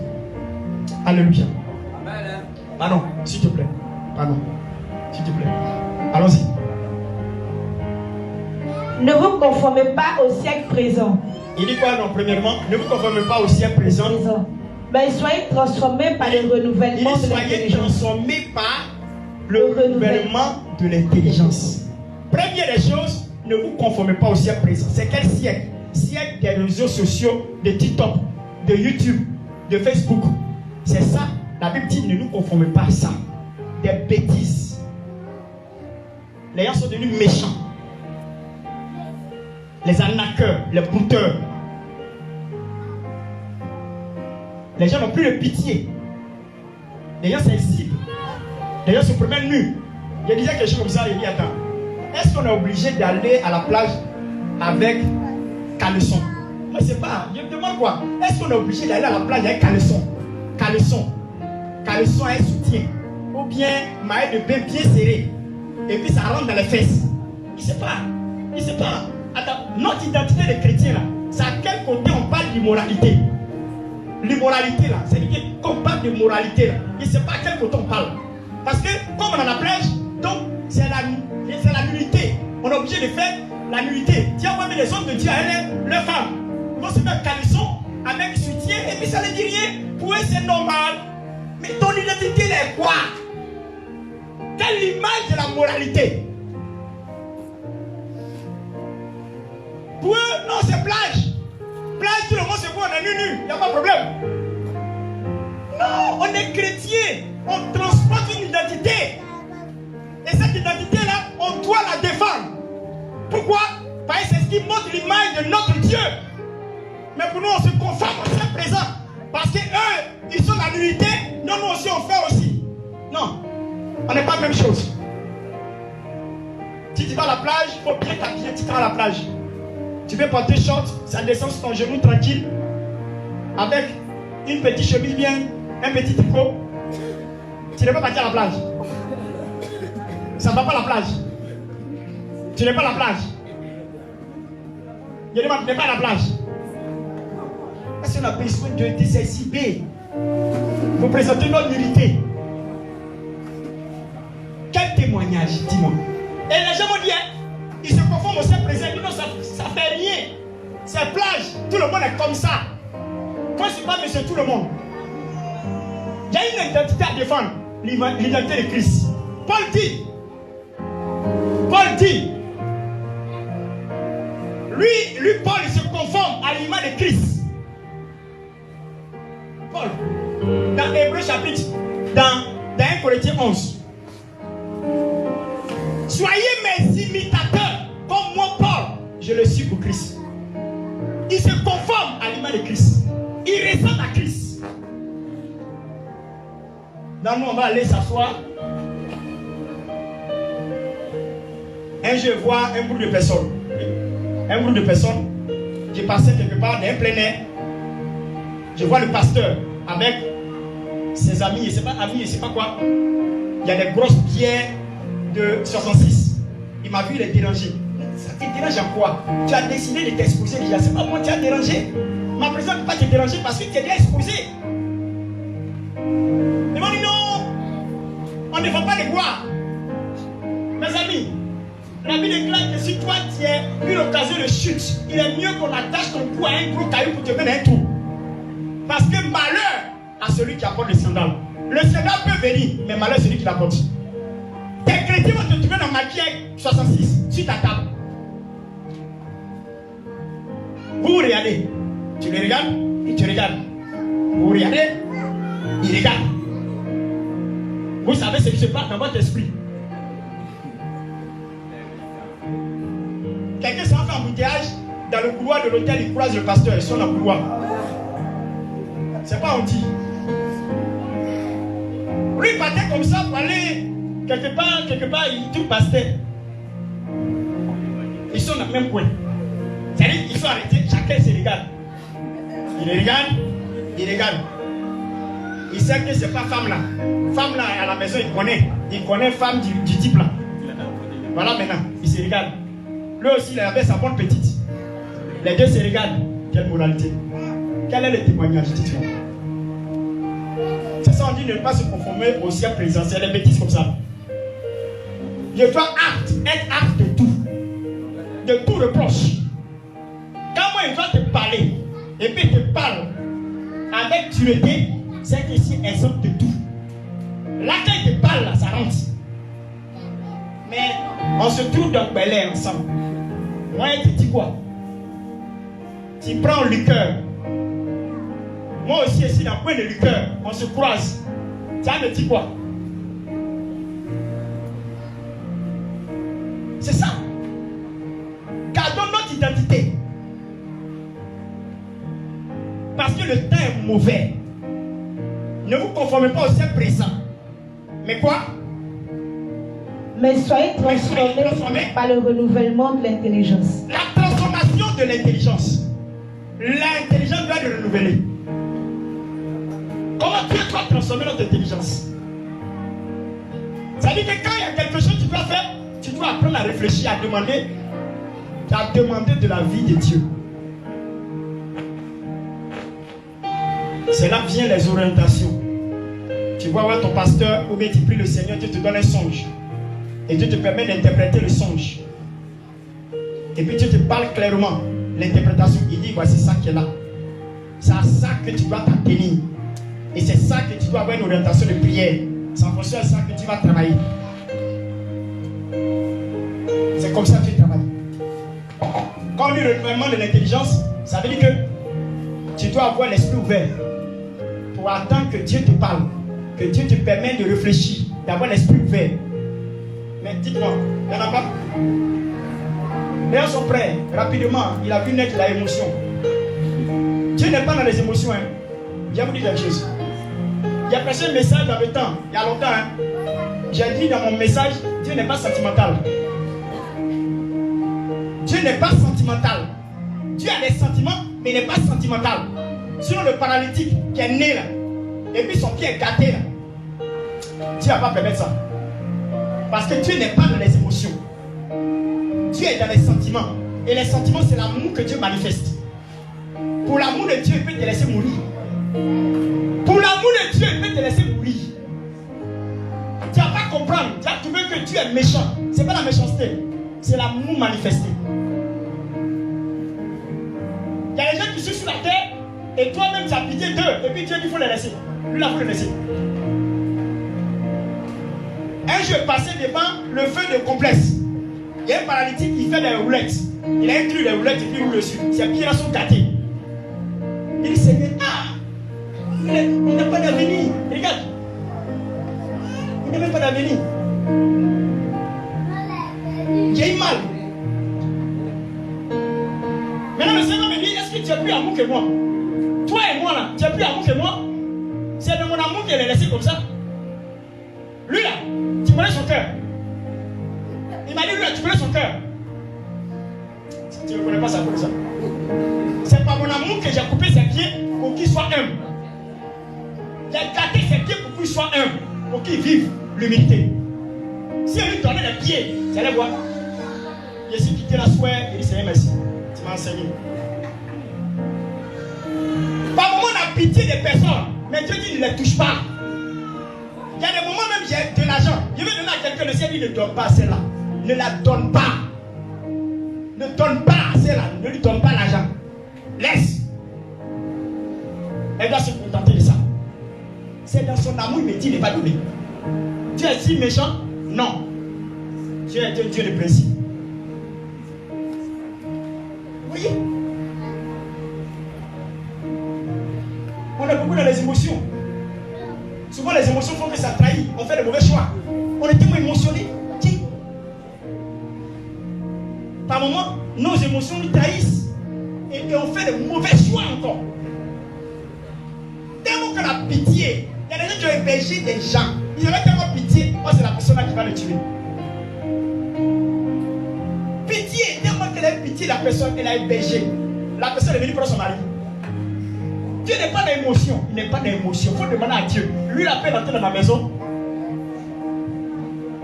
C'est pour cela que quand quelqu'un doit venir habiter chez toi, même si c'est ton enfant spirituel, il faut demander la vie de Dieu pour que la personne s'installe chez toi. Moi, dans ma maison, là, tant qu'il n'y a pas de signalement, tu ne peux pas rentrer chez moi. Non, ça c'est clair. Hein? Ou bien peut-être tu n'as pas eu habitation par amour. C'est normal, hein? L'amour de Dieu consiste à héberger des frères, des soeurs à la maison. Je suis le berger, tout ça. Je demande la vie de Dieu. Si ça doit faire 1 an pour que je puisse t'héberger, on va attendre 1 an. Il ne le ferait pas. Pourquoi? Parce que ta présence dans ma maison, si ce n'est pas accepté par Dieu, moi j'ai un problème. Parce qu'il faut demander la vie de Dieu, la volonté de Dieu pour toutes choses. Erreur comme ça ne peut plus faire. Pourquoi Jérôme? Là où je suis en train de préparer l'avenir de mes milliards, il a fait erreur. Tu t'amuses avec moi. Là où il m'avait là. Là où il m'avait là. La manière que tu as ouvert mon intelligence là. Non. Le temps que j'ai perdu hier, attrapé ça rapidement. Avant qu'il quitte la terre, je vais bâtir une cité qu'on appelle la cité Meva. Avant qu'il quitte la terre des hommes, il y a bâti une cité qu'on va appeler ça la cité Meva. Je vais le faire. Ça fait partie de mes projets. Où tous les gens de Meva vont habiter dedans. C'est nous seulement, cité Meva. C'est pas mutuellement. Alléluia. Dieu a ouvert notre esprit. Et voilà maintenant quand l'intelligence est renouvelée, quand Dieu renouvelle l'intelligence, quand il ouvre ton esprit, il va te donner maintenant le discernement. Dis discernement. Dis discernement. Dis à quelqu'un, tu as besoin de discernement. Le discernement, c'est une orientation. La capacité d'être orienté pour faire le bon choix. Quelqu'un qui veut écrire, le discernement, c'est la capacité d'être orienté pour faire le bon choix. Quand Dieu t'oriente et tu fais le bon choix, c'est qui t'a permis de discerner ce qui est bon, ce qui est bon, ce qui est agréable et ce qui est parfait. Ce qui est bon c'est pas mauvais. Ce qui est agréable aussi n'est pas aussi mauvais. Mes amis, dans ces choses que Dieu dit, il y a 2 sortes de volontés. Dis il y a 2 volontés, dis à quelqu'un il y a 2 volontés. Il y a la volonté permissive et puis il y a la volonté parfaite. Et la volonté parfaite, j'appelais ça la volonté absolue. Dis absolue. Dis la volonté absolue. Quand quelque chose est parfait, on n'ajoute rien, on ne retranche rien, on ne critique rien dedans. Parce qu'il est parfait, il est quasiment parfait. Dis quasiment parfait. Quand quelque chose est bon là, Dieu te permet. On appelle ça la volonté permissive. Quand quelque chose est bon là, Dieu te permet. Il dit là, tu vois un frère comme ça, il dit, tu es tellement pressé, il dit, le pasteur te dit non, c'est un homme. Si tu vois que ça va, tu peux te marier à lui. Il te permet de te marier à lui, mais ce n'est pas la volonté parfaite. Permettre, ce n'est pas pareil. Tu peux te marier à elle, pas de problème. Mais tant que Dieu ne t'a pas donné la volonté parfaite, tu peux attendre. Mais si tu es pressé, il te permet. Il te permet. C'est la volonté permissive. Il te permet de te marier à une telle personne. Il te permet de faire amitié à une telle personne. Ça, c'est pas la volonté parfaite. Et cette genre de volonté, il y a des ambiguïtés dedans. Il y a des défauts dedans. Il y a des débris dedans. On fait avec. Ça ne va jamais te bénir, t'enrichir. Tu vas t'arrêter à un point où tu vas gérer ta vie, payer le loyer, payer le courant, payer l'eau, payer le temps. Tu es avec ton petit chéri, mais vous ne pouvez pas avoir le waouh. Vous serez resté dans votre petit coin de fonctionnaire d'État, et puis ça s'arrête là.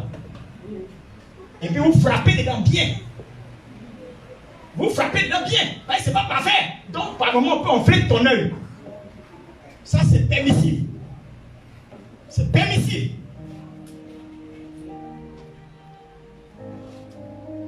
C'est aussi agréable. Puis ça te permet d'avoir une relation agréable. Tu dis, oh c'est agréable, c'est bon. C'est bien sûr, ça peut aller. Agréable et puis bon, là, bon et puis agréable, c'est pareil. Mais la volonté parfaite de Dieu, il te montre les détails. Il te montre les détails. Il dit, voilà ce que tu dois faire. Voici l'homme de ta vie, il te montre avec les détails, il te donne le nom. C'est la volonté parfaite. Il n'y a pas d'ambiguïté. Dieu est dedans. Dieu soutient ça. Dieu te soutient. Il envoie ses anges pour te soutenir dans ça. Quel que soit le défi, le temps, les circonstances, il te soutient. Parce qu'il apporte sa main dans cette histoire. Parce qu'il est le garant de cette histoire. Il est le socle de cette histoire. Il est la base de cette histoire. Lui-même, il défend cette histoire. Ça, c'est parfait. Mais c'est issu des sacrifices. Ça fait couler le sang. Parce que quand tu vois quelque chose qui est parfait de Dieu, ça fait réfléchir à ton mot de tête. Parce qu'il y a un sacrifice dedans. Frère, il y a un sacrifice dedans. La volonté parfaite de Dieu dans la vie d'Abraham lui a coûté. Lui a coûté son neveu Lot. Et Dieu voulait qu'il rende une volonté parfaite. Il était obligé de chasser Agar avec Ismaël. Il y a des sacrifices. Tu vois même Dieu demande de couper. Quand il te parle, il te dit, il faut quitter le foyer là. Sors dedans. C'est vrai qu'il y a une mariage, mais sors. Dieu même peut te parler audiblement, clair. Pourquoi? Parce que Dieu t'aide dans ce qui est permissif. Il veut te faire rentrer dans ce qui est parfait. Et ce qui est parfait, ça fait pleurer, ça rougit les yeux. Ça peut te permettre d'attendre 5 ans, 10 ans, 2 ans, 3 ans, en crachant dans la douleur, dans la souffrance, dans l'épreuve. Mais son issue est remplie de gloire. Son issue est remplie de gloire. Quand tu as ça, tu es en sécurité. Et tu vis ce que tu n'as jamais vécu de l'histoire de ta vie. Parce que la personne fait partie de ta destinée. La chose fait partie de ta destinée. Mais regardez, on n'aime pas ça. Un homme riche, un jeune riche vient vers le Seigneur. Que faut-il faire de bon pour avoir la vie éternelle?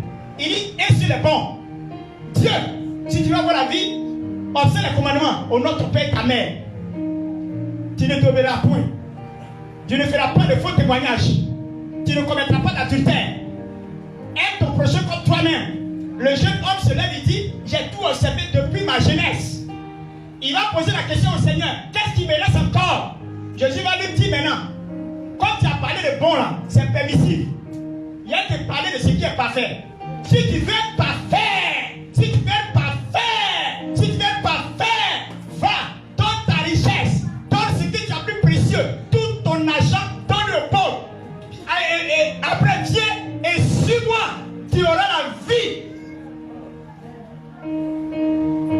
jeune homme a réfléchi qu'il avait de gros biens. Il est allé tout triste. Pourquoi? Parce que ce qui est parfait est rempli de sacrifices. Si tu n'es pas prêt à rentrer dans le parfait, ne sois pas prêt à accepter les sacrifices. C'est pour cela que les plus grandes bénédictions ont un témoignage profond. Parce que c'est issu de sacrifice. C'est issu de sacrifice. C'est issu de sacrifice. Tu ne veux pas souffrir. Tu ne veux pas payer le prix. Tu ne veux pas payer le prix. Tu ne peux pas avoir ce qui est parfait. Moi, il a dit, ma femme là, c'est depuis Joachim qui m'a parlé d'elle. Il m'a donné son âge. Il m'a donné la classe qu'elle va faire. Il m'a donné son nom. Il m'a donné son nom. Elle, il m'a donné son nom. C'était clair. Mais après l'image de quelqu'un d'autre qui portait le même nom et puis elle était dans la même classe. C'est après. Quand le Seigneur m'a dit non, ce que tu as vu là, c'est une image. Mais voilà. Le premier jour, je l'ai croisé, il dit c'est celle-là. C'est la volonté parfaite, c'est qu'on a souffert. C'est la volonté parfaite parce qu'on a souffert. On a souffert. On a payé des prix. Si ce n'était pas Dieu, on n'allait jamais se marier. C'est pas possible. C'était un combat. Et quand c'est parfait là, tout le monde se mélange. Même homme de Dieu va se mélanger pour te faire souffrir. Non, c'est rien à faire pour ça. Ce qui est parfait là, même tout le monde est dans la danse. Il a payé le prix. Et nous sommes en train de payer le prix encore. Parce que le témoin est grand. Ah, l'année 2024, si c'est fini. Et puis ma vie n'a pas changé.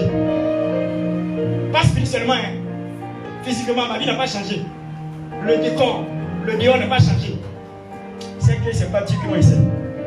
2024. Ce que Dieu m'a dit de 2024. Si toi tu continues de t'amuser dans les boîtes d'amusement, tu continues de faire les trucs d'amusement, les bêtises, les petites filles, boissons, quoi, c'est que toi tu n'as rien compris. 2024, ce que Dieu m'a dit, il m'a parlé de prééminence. Vous allez comprendre. Peut-être les gens m'ont dit non, lui là il a pris Canari ou bien pourquoi Dieu le bénit dans cette temps-ci comme ça. J'aurai ma première voiture dans 2024. 2024. C'est pas l'amusement. J'ai vu des choses, j'ai vu des choses de mes yeux. C'est pourquoi je ne m'amuse pas. Le message que je vais vous prêcher là, c'est parce que Dieu m'a parlé de ça. J'ai fait attention maintenant dans les marches. Même mes fréquentations, mes amis qui doivent venir prêcher derrière la chair. Dieu m'a montré de prier. C'est pas amusement. On n'est pas dans l'affaire d'émotion, amusement. On est amis, donc forcément partager la chair. La chair ne se partage pas. C'est Dieu qui dispose les choses. Amen. Il m'a dit, il sait qui veut faire amitié à eux. Il y a des gens de mon alliance. Il m'a dit, il y a des serviteurs de mon alliance. Vous allez les voir bientôt. Vous allez les voir bientôt. Il va les présenter ici. Si elle doit inviter quelqu'un, c'est parmi eux qui va inviter, moi, je prêcher ici. Il n'y a plus quelqu'un d'autre. Ce sont mes frères d'alliance. Le Seigneur m'a parlé. Alléluia. Alléluia. Alléluia. Prenez Joël 1, verset 4 et puis Joël 2, verset 25. On va lire la conclusion et je m'arrête là. Les deux versets, vous allez lire ça et puis il y a la conclusion. Je termine par là. Joël 1, 4. Joël 1, 4 et puis Joël 2, 25. Écoutez bien. On va racheter le temps. On va racheter le temps. Un peu d'eau.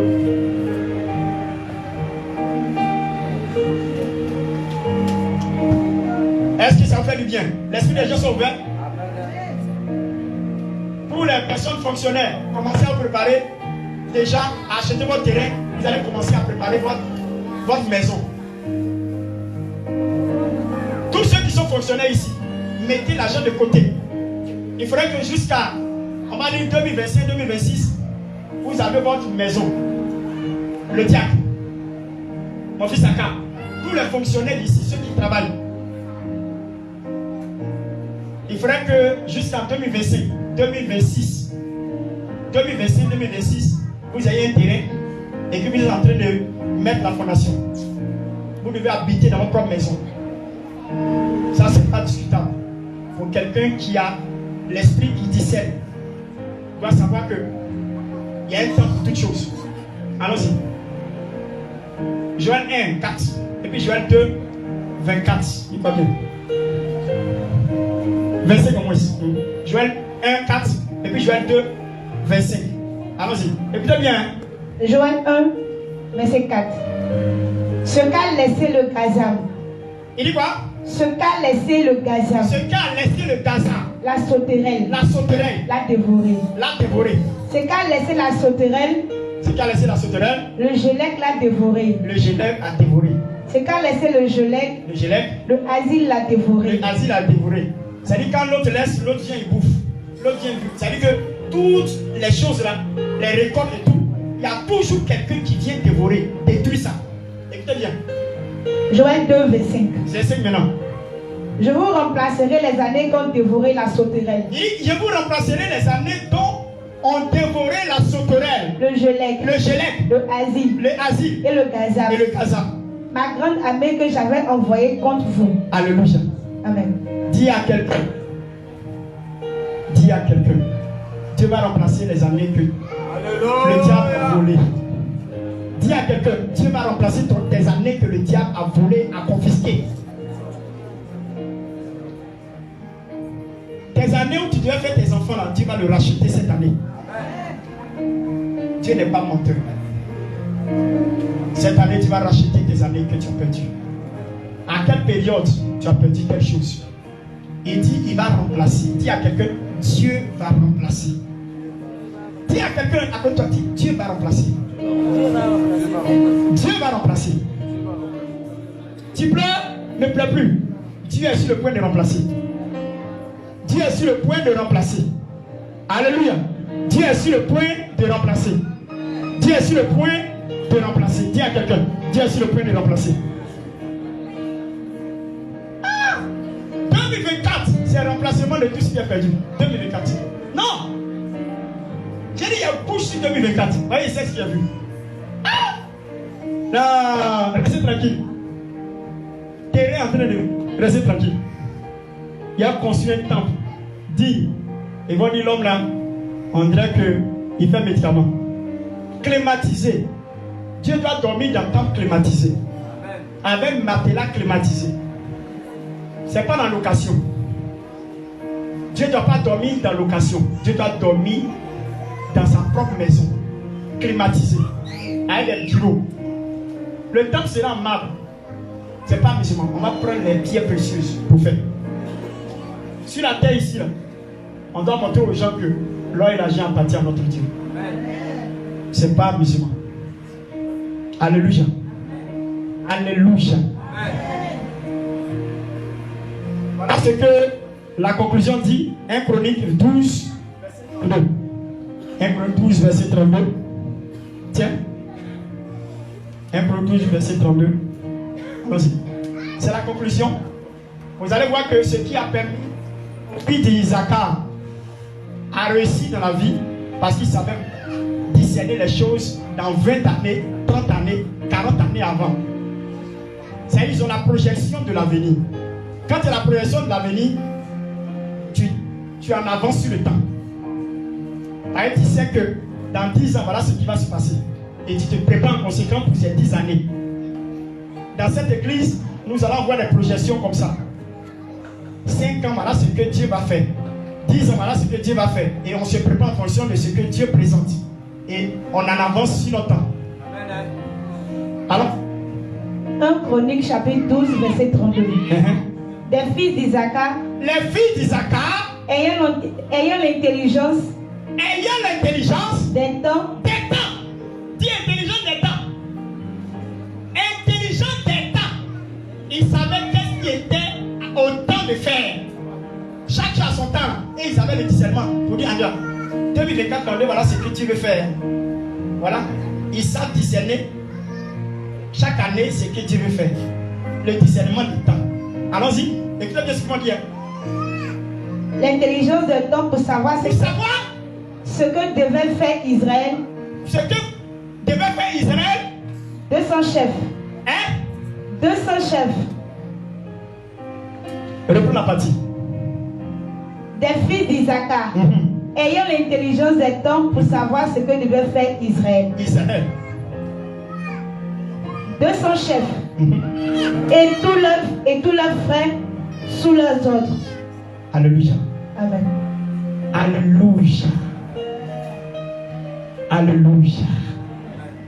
Alléluia. Vous voyez, les fils d'Isaac, ce n'est pas les fils d'autres personnes. Les fils d'Isaac, ça veut dire que 10 tribus. Et ils avaient le discernement du temps. Quand Israël doit aller faire quelque chose, il le sait d'avance, avant qu'il puisse aller faire. Quand c'est comme ça, tu en avances sur le temps. Tu ne peux pas te tromper parce que tu fais les bons choix, parce que Dieu t'a montré. Bien aimé, si Dieu ne t'a rien montré, ne fais rien. Si Dieu te montre, lève-toi et fais, parce qu'il accompagne ce qu'il dit qu'il va faire. Alléluia! Que le Seigneur vous bénisse, que le Seigneur vous bénisse, que le Seigneur vous bénisse. Il y a une dernière parole que je vais donner. Il y a une dernière parole que je vais donner. Vous notez ça. Je l'ai écrit, notable.